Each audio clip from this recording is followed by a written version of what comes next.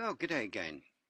Today we're going to have a look at a couple of words that some of you may not be aware of the hidden meanings in these words and how they have been getting us into trouble. So once again, we'll have a look at, start off with New Zealand Law Dictionary, 8th edition. And we're going to look at charge, the address delivered by the presiding judge to the jurors, instructing them in their duties. 2. A criminal accusation against any person. The Criminal Procedure Act 2011, Section 17.4 provides that the charge must contain sufficient particulars to fully and fairly inform the defendant of the substance of the offence that is alleged that the defendant has committed. Okay, now we're getting down to the meat and gravy here. 3. An encumbrance on land or on a fund. A registered mortgage under the Land Transfer Act has effect as a security. There's 3 words there that are quite important. So let's first look at an encumbrance. It's a charge or a mortgage upon real or personal estate. Now we know that we're the land, and we know that we have a fund set up in the name of the Father. So the Doe Trust is the fund, but the encumbrance is on land, which is us. So let's have a look at the final bit. It's a commission, an expense, or a cost. Okay, but our Treasury Direct account and the land, which is us, is where the charge is against. But it gets even better. I went to Investopedia, and what is a warrant? Warrants are a derivative that gives the right but not the obligation to buy or sell a security. Now we are the securities, so let's have a look at what a derivative is. Once again, I go to Investopedia, which seems to be the best place to get definitions for anything as far as securities and that sort of thing goes. A derivative is a financial security with a value that is reliant upon or derived from an underlying asset. Okay, the asset is us, and the assets that we have is our Treasury Direct account. So a warrant is a charge against us or our Treasury Direct account. So it can be against either. So we're going to perhaps look at how we might change or turn the tables a little bit. A document authorizing some action, especially the payment of money. They're not hiding anything. A warehouse warrant is issued when goods are taken into a public warehouse and must be produced when they are removed. This document is negotiable and transferable by endorsement. Now, whenever they give us a warrant, warrant for your arrest, warrant to search property or anything like that, they don't actually give us the document because that document is negotiable and transferable. Now, they've never told us that, so we're finding this out now that we can negotiate or transfer the document. I'll let you read that. Just pause it for a minute there and have a look, and we'll move on to the next thing, which is the form that we find in the High Court rules. Form 87, application for warrant of arrest. So this is addressed to the registrar of the High Court at whatever place it is, and the plaintiff is applying for a warrant of arrest. Now the plaintiff is the person who is laying the claim or laying the charges against us or our property. We'll find out shortly that it's not against us, okay?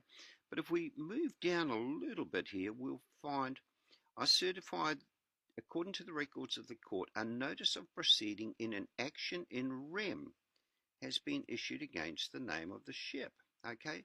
So what is in rem? In rem is Latin for in the thing itself. A lawsuit against an item of property, not against a person. Against a person is in personam. So a lawsuit against an item of property. So the front of this application is actually a check. So we'll show you what to do a little bit later. So once again, we'll go to the New Zealand Law Dictionary. In rem, Latin, in the thing itself. And we get all hissy fit and think it's against us, but no, that's in personam is different to in rem. A lawsuit against an item of property, not against a person. Actions in rem are generally instituted to tie claims to some property or title or status. For instance, where it is sought to condemn a ship in a court, and they do regard us as ships. So, going further into Black's Law Dictionary, the 5th edition, in rem, a technical term used to designate proceeding or actions instituted against the thing. An action in rem is a proceeding that takes no cognizance of owner, but determines right in specific property. So I'll let you read the rest of that. Just pause the video from time to time and read through the rest of them. But this is all about title. Okay, and because we haven't secured our rights to the title, we're the rest of them, but this is all about title.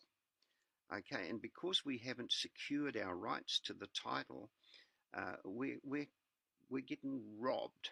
Okay, so in America they have a title guarantee company. We don't have them here in New Zealand. I don't think they have them in Australia either, but it's a business organisation which searches title to determine whether any defects or encumbrances are records, and which then gives the buyer of the property or the mortgagee a guarantee of title. So if you do not have a lien on the title, then commissioned agents can legally plunder your estate. But we can put a lien over the title, and you can do that on the PPSR or by patent, or you could put a claim of right in to secure or put a lien. Once you put a lien over the title, they can't come in and plunder. So the first thing they will do in America is go to the title guarantee company and see whether there is something. They will do it on the UCC in America, but here in New Zealand and Australia, Canada, England, we'll do it on the PPSR. All right, so if you do not have a lien on your title and an action that has begun against the thing, then you're going to have to try and make payment. We'll see if we can smooth this out a little bit for you. As all paper is money, then we will have to find the paper which started the action. We will need to get the warrant and endorse the back of it to allow the commissioned agents to pay themselves out of our Treasury Direct account. Quite a simple process, but quite a complicated process. So we'll have to have a look at endorsement to find out what we're going to have to do so that they can get paid.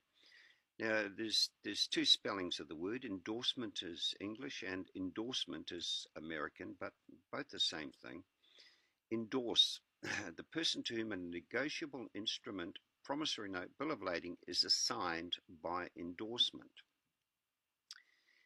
The act of a payee, drawee, accommodation endorser, or holder of bill, note, check, or other negotiable instrument in writing his name upon the back of the same. Once again, I'll let you read the rest of that, and we'll move on to New Zealand Law Dictionary, 8th edition. The endorsement, a writing on the back of a document. Thus we speak of an endorsement on a deed, on a bill of exchange, or on a writ. Now the warrant is a bill of exchange. So the Bills of Exchange Act 1908 Section 2 states that the endorsement means an endorsement completed by delivery, and Section 32 outlines the requisites of a valid endorsement. Endorsement in blank is where a person to whom a bill or note is payable simply writes his or her name on the back. The effect of such an endorsement is that the right to sue upon the bill will be transferred to any person to whom the bill is delivered. So they get the right to sue. If you simply write your name on the back, which is what the banks do when you take a check and they say, just get you to endorse the back of this check. Mind you, some of you young people probably don't even know what a check is because they don't get used that much lately. But if you just sign the back of it, then the bank becomes the one that can sue or take the money out of our account. Now, this is Section 32 of the Bills of Exchange Act, just to show you. I'll let you read through that because I'm not going to go reading everything out and just be a talking head. So feel free to pause the video and just have a look at that. Now, New Zealand Law Dictionary, 8th edition, once again. Endorsement in full, an endorsement directing payment of the bill to a specified person or his or her order. Such person is thereupon called the endorsee. So if we sign in full, endorse the back in full, then the endorsee is the person that we deliver this to, will be the trust. In the case of endorsement in full, the bill or note, in order to become transferable, must be again endorsed by the endorsee. So the endorsee, which is the trust, can be signed PP. Okay, now here's a check.